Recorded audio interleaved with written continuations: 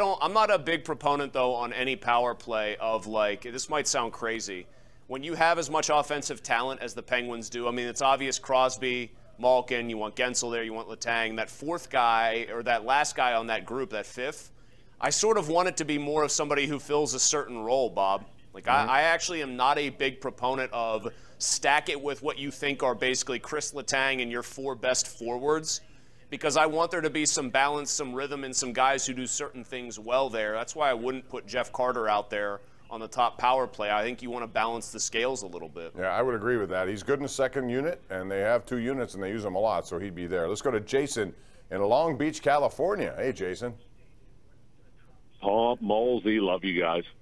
What's up, man? Thank you. Hey, real quick, since you guys were on Penguins, does anybody know if Malkin is asymptomatic? Is he sick? No, he's sick. He's positive. I don't know. I don't think it's anything severe, but yeah, he has it. So he's got to show up asymptomatic for a little bit and then test negative. What happens with him?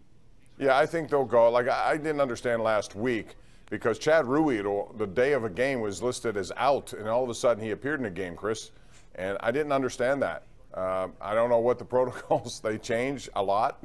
So something happened there. So I think he'll miss a couple of games, and then he should be back after that.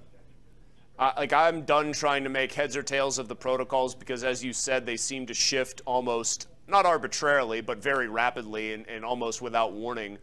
I would just say anybody that's like looking at a situation like this, besides the obvious, hey, it's very contagious, pandemic, et cetera, look at it now as just an illness that keeps a guy out for a couple of games. I mean, that's how I'm starting to look at it with these cases, because especially in the NHL, these guys are all vaccinated, so you just assume it'll keep them out for maybe a week, and then you get right back to business. Yeah, speaking of that, at the Super Bowl, they're going to be making people wear masks, and I was watching today, these Zooms are getting on my nerves again because here we are at the biggest week and they have players available only on Zoom.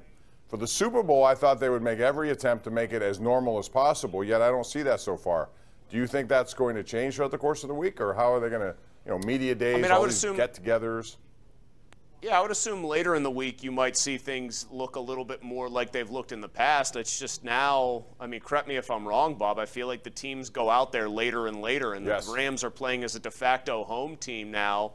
They're going to want to stay in their friendly confines out in Thousand Oaks. So I think it's really part and parcel with the changing way the NFL does media. Bye! You heard the music. Good night. We'll see you again tomorrow. See ya.